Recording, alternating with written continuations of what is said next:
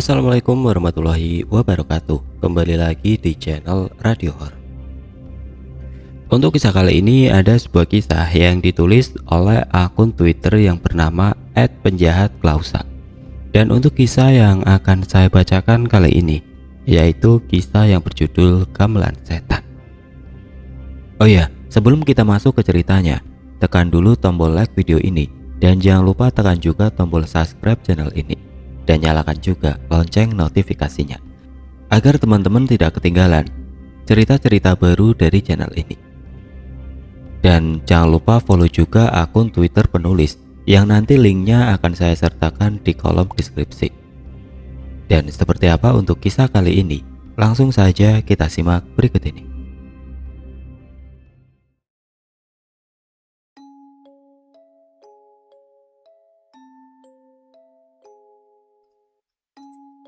Suara tabuhan itu seolah akrab dengan telingaku, tapi entah dari mana asalnya. Pada saat aku berkunjung ke rumah sepupuku Darminto di pedesaan yang cukup jauh dari jalan raya. Sudah 5 hari ini aku tinggal di rumah Darminto yang sederhana, namun hangat dengan keramahannya. Dan dia tinggal sendirian di sana karena telah yatim piatu, dan pekerjaannya pun hanyalah sebagai petani sederhana. Secara umum, desa tempat Darminto ini termasuk desa yang damai, meskipun terkesan sangat apa adanya. Tetapi, ada yang aneh semenjak aku datang kemari 5 hari lalu. Setiap malam, desa ini selalu menjadi seperti desa mati. Nyaris tidak ada kehidupan, dan entah mengapa penduduk selalu mengunci rapat-rapat pintunya dan hanya menghidupkan lampu tempel. Aku heran, mengapa Darminto pun melakukan hal yang sama, menutup pintu rapat-rapat setelah maghrib dan hanya menghidupkan lampu tempel. Memang desa Darminto ini belum dialiri listrik, namun hanya satu lampu yang dihidupkan, yaitu ruang tamu dan harus dimatikan saat tidur. Tok, kenapa desa ini setiap habis maghrib seolah seperti desa mati? Tanyaku suatu pagi saat menikmati sarapan berupa nasi tiwul dan sayur lodeh pedes. Darminto yang tinggal sendiri karena belum menikah ini pun hanya menggelengkan kepala.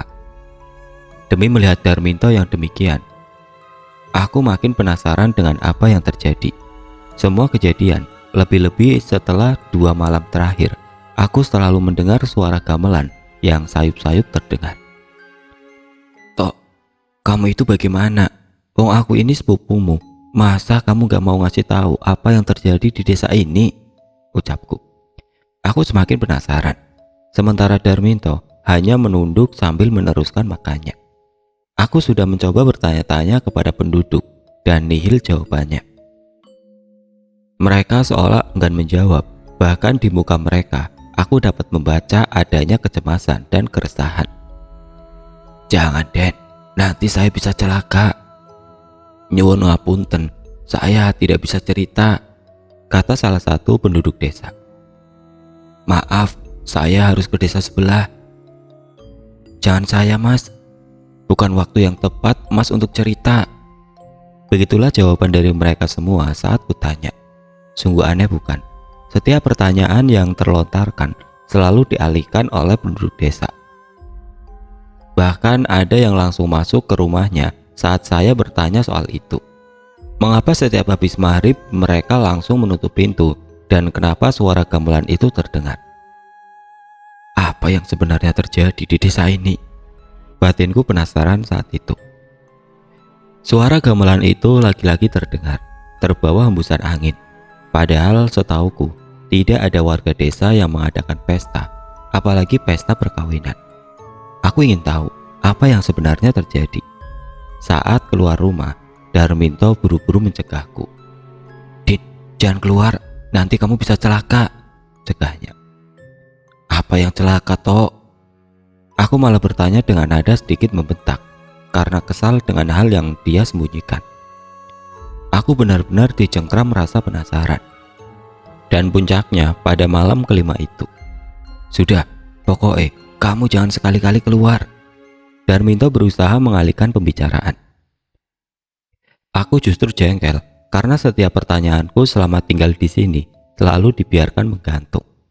Suara gamelan itu masih membahana, terbawa hembusan angin malam. Dan memang benar, bulu kuduku merinding. Namun karena rasa penasaranku kian membuncah, dan aku benar-benar harus tahu apa yang terjadi di desa ini, maka aku justru marah pada Darminto. "Tok, kenapa kamu selalu mengucapkan kalimat yang sama?" Habis sudah kesabaranku. Darminto hanya diam. Namun demi melihat sikapnya, aku justru makin marah.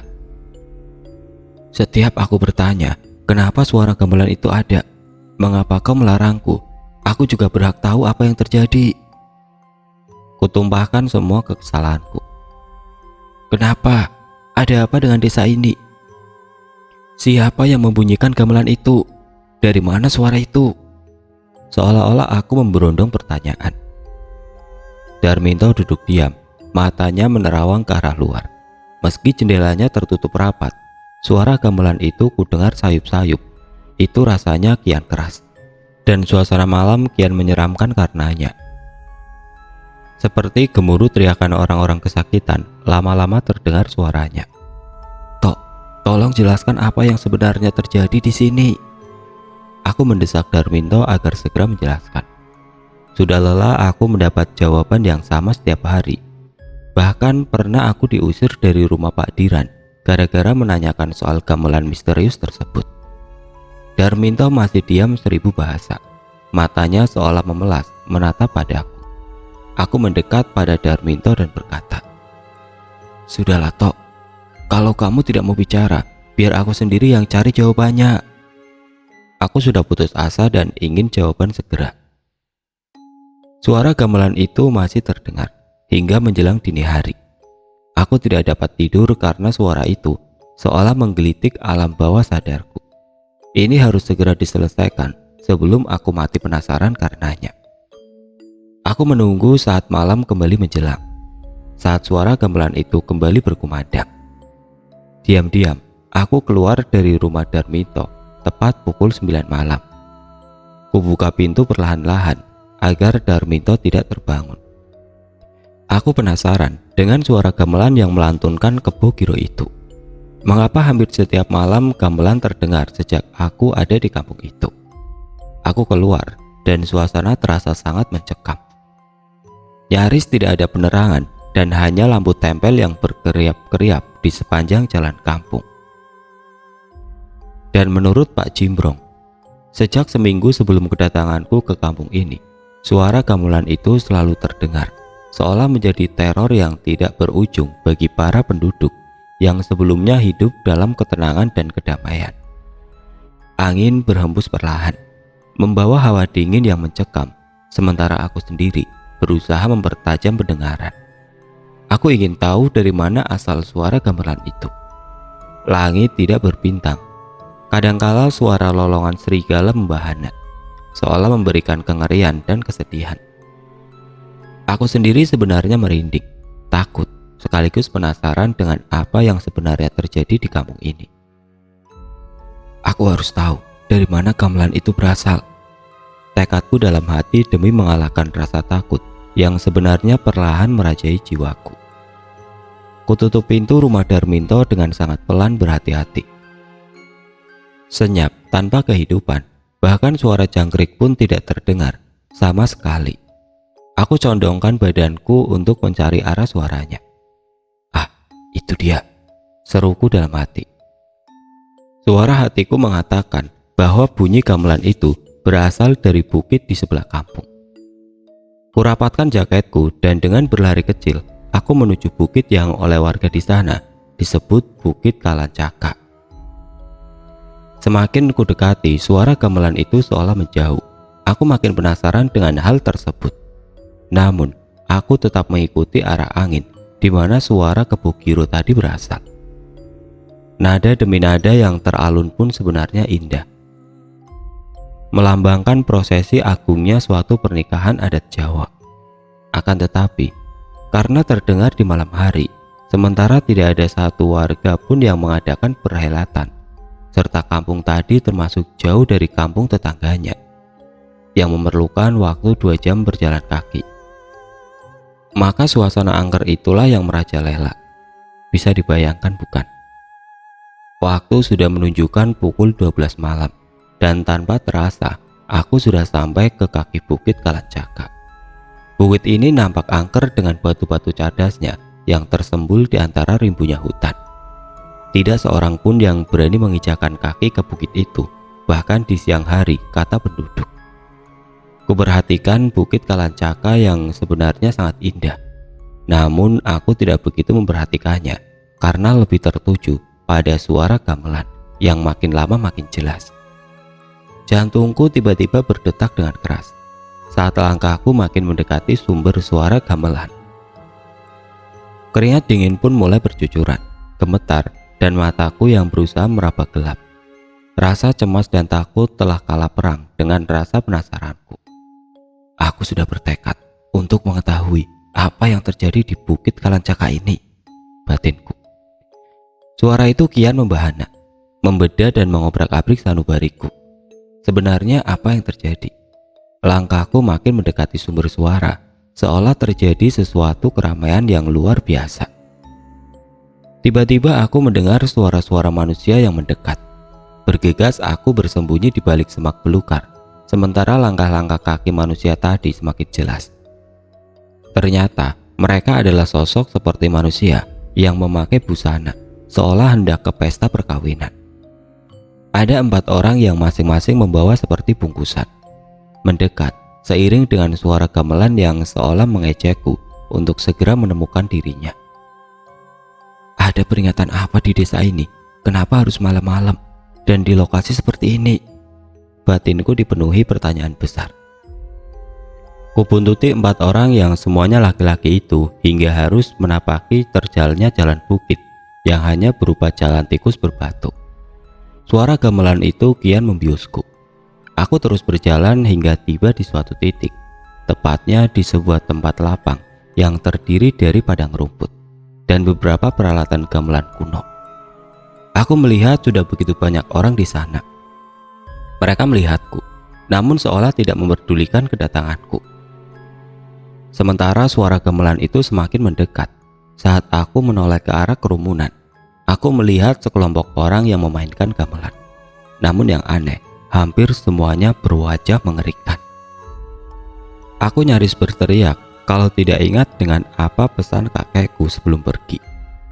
Jika engkau hendak pergi ke suatu tempat yang tidak dikenal, janganlah bersuara, kata kakekku dulu. Wajah yang rusak dan berlumuran darah, dengan mulut menganga dan lidah menjulur keluar. Ada yang memegang gong, kempul, bonang, kenong, gender, peking, selentem, bahkan rebab juga. Semuanya memainkan tembang kebugiro yang makin kuhafal nadanya. Tiba-tiba terdengar suara dalam bahasa Jawa yang kurang lebih berbunyi, "Rombongan pengantin telah tiba." Aku sekejap menoleh. Sudah ada rombongan besar pengantin dengan busana Jawa yang lengkap. Sang pengantin perempuan memakai pakaian solo bahasan yang anggun dengan bunga melati lengkap menghiasi sanggulnya, serta cunduk mentul yang mempermanis penampilannya. Tetapi pada saat aku melihat pengantin prianya, aku seketika terhenyak. Jantungku serasa hendak lepas dari pembuluh besar pernafasanku. Darminto, tidak mungkin, tidak, jangan dia. Pengantin pria tadi berwajah mirip Darminto, namun dia pucat, tatapannya kosong. Sekilas dia menatap ke arahku, kosong dan sedih. Itu yang aku tangkap dari tatapan Darminto. Tidak mungkin, wajahnya seperti Darminto. Aku bergegas berlari meninggalkan arak-arakan pengantin tadi. Namun, suara gamelan seolah terus mengejarku. Tanpa peduli, aku berlari entah kemana. Kuturuni bukit Kalancaka hingga berguling-guling. Aku terluka, tapi aku terus saja berlari. Kutoleh ke belakang. Arak-arakan pengantin itu seperti mengejarku. Wajah mereka terlihat berdarah-darah dan matanya yang keluar. Bahkan ada yang menjelma menjadi sosok kuntilanak yang terus mengejar kemanapun aku lari. Arak-arakan itu semakin ketat menempel di belakangku, seolah hendak menerkamku. Aku semakin ketakutan, nafasku kian tersegal-segal. Suara gamelan Kebogiro itu tiba-tiba berimbalan dengan suara lolong serigala dan cekikikan yang sangat menakutkan. Aku terus berlari dan terus berlari hingga tiba-tiba aku tersandung batu dan terhempas ke jurang yang dalam. Aku hanya bisa terpekik. "Ah!" teriakku. Badanku terasa melayang seolah-olah ada yang sedang menggendongku. Entah saat itu mukjizat sedang berpihak kepadaku. Tiba-tiba, "Nah, bangun." Sebentuk suara membangunkanku. Aku terhenyak ketika sepasang tangan mengguncang-guncang tubuhku. Aku seolah terbangun dari mimpi ketika kulihat Pak Jimbrong yang membangunkanku. Badanku terasa sakit-sakit. Aku ternyata tergeletak di tegalan. "Kenapa tidur di sini, Nak?" tanya Pak Jimbrong. Aku berusaha bangun, namun sakit sekali, sehingga dia mempapahku. Aku tersadar kalau masih ada di kaki Bukit Kalacaka. Pak Jimbrong masih terus memapahku hingga sampai di sebuah danau. Kami berdua pun duduk di sana, sementara aku masih teringat soal tadi malam, di mana aku melihat arak-arakan pengantin, yang mana pengantin prianya adalah Darmito. Dan aku berlari menghindari kejaran para anggota arak-arakan hingga aku terjatuh ke dalam jurang yang ternyata adalah tegalan sawah yang masih basah. Pak Jimbrong tiba-tiba memapahku keluar dari danau. "Dit, kamu harus cepat-cepat pulang ke rumah Darmito," ucapnya. "Kenapa, Pak?" Aku justru malah bingung dengan sikapnya. Seperti ketakutan, Pak Jimbrong tanpa bicara lagi langsung mengajakku ke rumahnya. Merasa ada yang ganjal dari ucapan Pak Jimbrong, aku pun berlari dengan tergopoh-gopoh. Ternyata sudah banyak orang berkumpul di rumah Darmito. Ada yang melafalkan ayat-ayat suci, namun ada juga yang wajahnya terheran-heran. Aku bergegas masuk ke dalam rumah meski kakiku terasa sakit. Perasaanku mulai berkata bila ada sesuatu yang terjadi pada diri Darmito. Seketika aku mengingat serangkaian kejadian di bukit tadi, mulai dari suara gamelan hingga arak-arakan pengantin. "Oh, jangan Tuhan, jangan dia." Aku semakin cemas. Aku tidak pedulikan lagi orang-orang yang duduk bersila sambil menghadap sesuatu yang ditutupi kain batik. Aku tidak sabar lagi untuk membuka kain penutup jenazah itu demi melihat. "Darmito!" Aku berteriak sejadi-jadinya. Di hadapanku kini terpampang jasad Darmito yang membelalak dengan tangan sedikit mengangkat ke atas. Kaku dan tidak bisa digerakkan lagi. Mulutnya juga menganga, sementara orang-orang banyak yang berbisik-bisik mengenai sebab kematiannya. Aku menangis sejadi-jadinya. Apa ini yang kutemui di Bukit Kalacaka? Kenapa Darmito sampai jadi korban? Apa yang dia lakukan sehingga nyawanya hilang begitu saja? Apakah dia meminta pesugihan di sana? Apakah gamelan gaib itu menjadi pertanda akan adanya kematian? Tiba-tiba telingaku mendengar suara lirik gamelan itu lagi, seolah mengantar kepergian Darmito. Aku linglung dan dunia menjadi gelap.